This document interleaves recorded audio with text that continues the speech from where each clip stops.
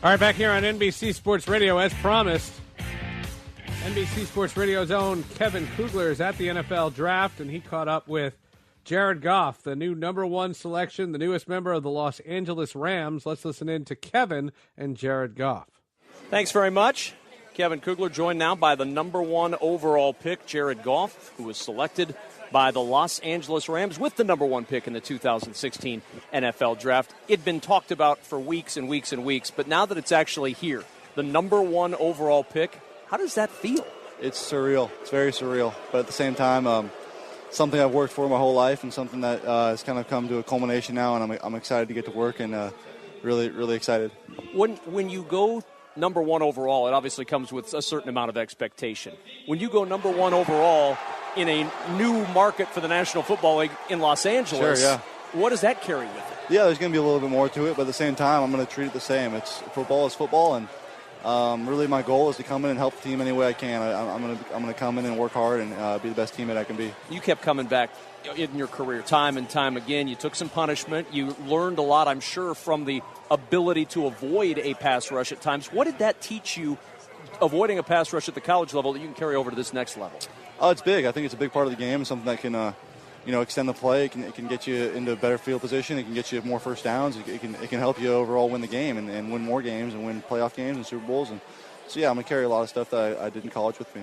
How much have you spent studying what the Rams have, what the Rams have done? Quite a bit of time. I mean, I've gotten some plays from them during my visits, so I've spent some time getting into those and just trying to understand as best I can. When you get into this position as a college quarterback and you get started as a college quarterback, can you ever allow yourself to think, someday I'm going to be in this spot as the number one overall pick? It's crazy. It really is a crazy time. And again, it's something that is like a dream come true and something that we really can't put into words. It really probably hasn't even hit me yet, but I'm excited. Your dad spent some time, obviously, in the major leagues on the baseball side of things. What kind of advice has he given you about how to handle this level? He's given me a lot of advice. He says it's different than college, and there's a lot of different stuff that goes on with it. And again, he's been through it, so he's been through some ups and downs and has some good things to say to me. What does it mean at Cal for you to be the first guy number one overall since Bartkowski back in 1975? Again, it's something that hasn't really even sunk in yet. It's obviously exciting for the program and exciting for the whole Cal community and the Cal fan base, but at the same time, it really hasn't hit me yet. But I know it's a big deal. With Jared Goff, he is the number one overall pick going to the Los Angeles Rams. When did you get the indication that they were going to be the team that took him? I really didn't know for sure until they called me. I mean, I had a good idea and I had a good feeling about it, but at the same time, I really didn't know until it was official.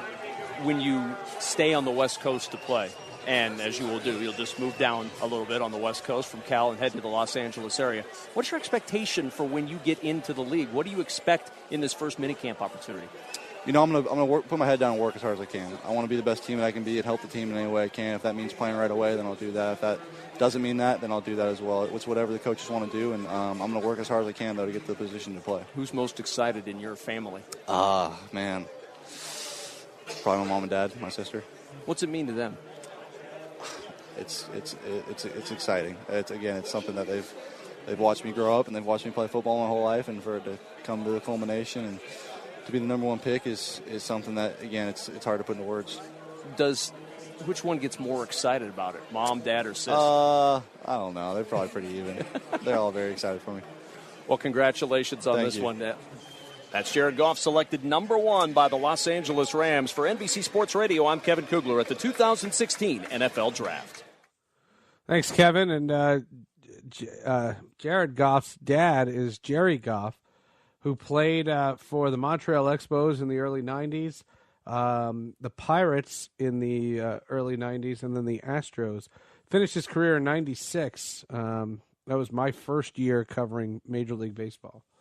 So we never interacted in any way. He did not get involved with baseball afterward. So as a result, he played independent baseball with the Amarillo Diaz, and he was also a member of the Texas-Louisiana League All-Star team in 1997. But nonetheless, in his major league career, he played for the Expos in 90 and 92, and then the Pirates from 93 to 94. I mean, this was right before I covered baseball.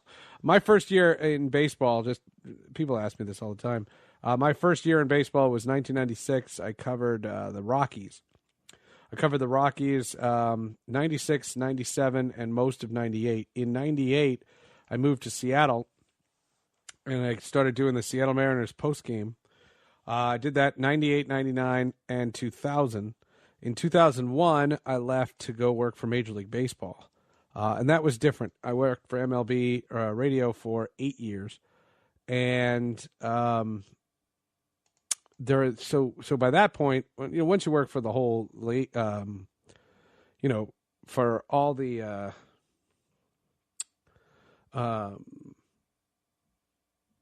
I covered all 30 teams. So then it was more than just the one team.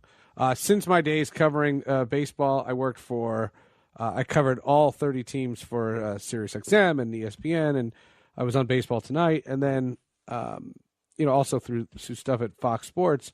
But in the meantime, I covered the Philadelphia Phillies for one season. In 2011, that was a season where they were very good. And then in 2014, I covered the New York Mets. And that was the last team that I covered as far as, one team. I prefer covering all 30.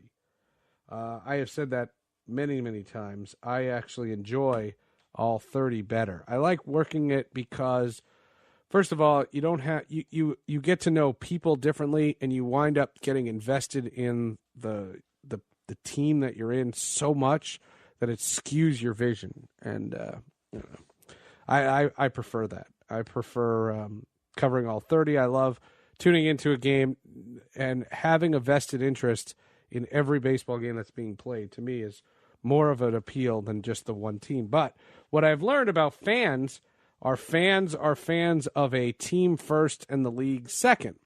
So it was a very different thing that I had to learn starting to do national broadcasts versus local, because fans in Detroit want to know about their Tigers. They don't want to know about the state of the league. So the key is to making all of that interesting, and that's the biggest challenge. All right, we'll go back to the NFL draft in just a moment. Russell Baxter from Bleacher Report as we roll through here on a Saturday. Seth Everett in for Brian Weber on this Saturday afternoon as we roll through on NBC Sports Radio and NBCSportsRadio.com. What time is it? What time is it?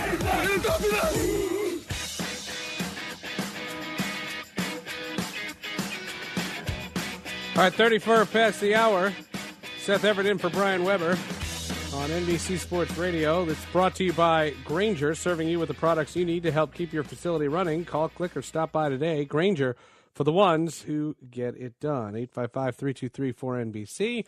When I knew that the NFL draft was going to be taking center stage and the fifth round is going through right now, I requested our next guest. That's not to say that I didn't like having the earlier guests. I just said, if I'm going to do a show, I need to speak to Russell Baxter about the NFL draft. And Russell was amenable to doing so. He couldn't come up with an excuse in time, and he is on the line with us now. Russell, welcome to the show. How are you?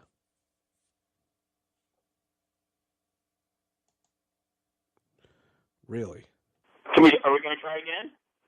No, I can't do that intro again. No, that's all right. I heard your intro was great, and my first response was the dog ate my homework. But that doesn't work on radio. How are you? How are you? I miss you, buddy. We haven't spoken in a couple weeks. No, there's, it's that time of the year where, free agency. In some ways, I don't have to tell you this, in some ways this is a busier time than actually when the games are being played. Trying to keep track of all the moves, everybody's speculation in terms of the draft. Then the draft, unfolds. And as you know, and as everybody knows, all it takes is, it's like playing Jenga. All it takes is one person pulling the wrong block or making a surprise move, and the whole house of cards comes down. It falls apart. And in some ways, I guess you could say that. Not that it was a bad move, but I think, the third overall pick, Joey Bosa, caught some people by surprise when the Chargers took him. That one and Ezekiel Elliott, the running back. The Cowboys needed defense in the worst way. They took a running back. Running backs usually don't get selected that high. In Bosa's case, the Chargers decided to make a commitment to a guy who, when I read the pre-draft, predictions and all the mock drafts and all that stuff, he was late first round, early second. I think they looked at him as a motor player. I think they looked at him. Now, anytime you throw out a name, as you know, people hop on it. And I'm not saying he's going to be the next. But in terms of, I think, demeanor and relentlessness, I think they were looking at like a Jared Allen type of guy. Okay? Again, I'm not saying Joey Bosa is Jared Allen. All right? Jared Allen very easily could wind up in the Hall of Fame in a couple of years ago. But there are some guys who don't necessarily have all the big combine numbers and the sack numbers, and then there are other guys who are motor guys, and Bosa is a motor guy. And that's what honestly, the Chargers need that. They've been kind of lifeless for most of this decade. They did make the playoffs in 2013. Last year, they fell completely on their face. And one of their big issues, Seth, in the last couple of years has been a defense that doesn't generate a lot of takeaways. And last year, their run defense was horrible. They brought in Brandon Mebane from the Seahawks. He should help that. Melvin Ingram finally got on track last year with 11.5 sacks. They also signed Dwight Lowry and Casey Hayward in the secondary, which would have been a great place for Jalen Ramsey there as well. But they opted to go with a guy who can give them more consistent heat up front. Yeah, there's no question about it from that standpoint. What about the blockbuster with Tennessee to get the number one pick and take Jared Goff? First of all, from the Rams standpoint, now that we can fill this in, Goff was really a guy that Los Angeles really wanted. He has a chance to really be a star, doesn't he? Yeah, I think so. And listen, we've been hearing probably, for at least the last 4 or 5 years about that the Rams are a quarterback away from getting back in the playoffs, where they haven't been since 2003. I think that might be a surprise. I'm sorry, since 2004. But they were 8-8 that year. They haven't had a winning season since 2003. The greatest show on turf, obviously has been canceled. Defensively, they've been a pretty good team in recent years, although they just did an overhaul here. No more Chris Long, no more James Laurinaitis, no more Janoris Jenkins. They still have a lot of talent on the defensive side of the ball. I think the thing that kind of makes me scratch my head, not the selection of Jared Goff. It's just the situation that the Rams and the Eagles put themselves in, Seth. About this time last year, weren't we all mulling over who got the better of the Sam Bradford, Nick Foles deal? Well, obviously nobody did, because these teams had to make big trades to move up to 1 and 2 to get new quarterbacks. Well, and it goes back to a discussion that I've had with you in the past, and that is, I just happen to think in the National Football League, we're talking about Russell Baxter from Bleacher Report, I just think in the NFL there's only 18 really good quarterbacks, and that there's not enough quarterbacks to go around, so that a third of the league goes into a season with a question mark at the most valuable position. Well, they do, but it also, as you know, depends on what your game plan is. In terms of, are you one of those teams that wants your quarterback to carry the team, which I don't recommend. Regardless of the sport, having one guy carry your team usually doesn't work out. And history will show you that. And I think that's why all these, some of the greats of all time, Peyton Manning, Tom Brady. The year where they have these monster season sets and throw all these touchdown passes haven't worked out in terms of Super Bowl wins. I always point out the stat that the 8 highest scoring teams in NFL history, in terms of points scored in a season, none of them have Super Bowl titles. And there's only ever been one quarterback in NFL history throw at least 40 touchdown passes in a season and win the Super Bowl the same year, and that was Kurt Warner back in 1999. 55 didn't get it done, 50 didn't get it done, 49 didn't get it done, 48, 45, take your pick. So this is a league and a game where you better have your defense, you better be balanced. The one thing about Denver winning the Super Bowl last year, and kind of got lost, especially in the playoffs, and their defense was magnificent, but their offense scored 4 offensive touchdowns in 3 playoff games. Okay? But yeah. It gets so overlooked.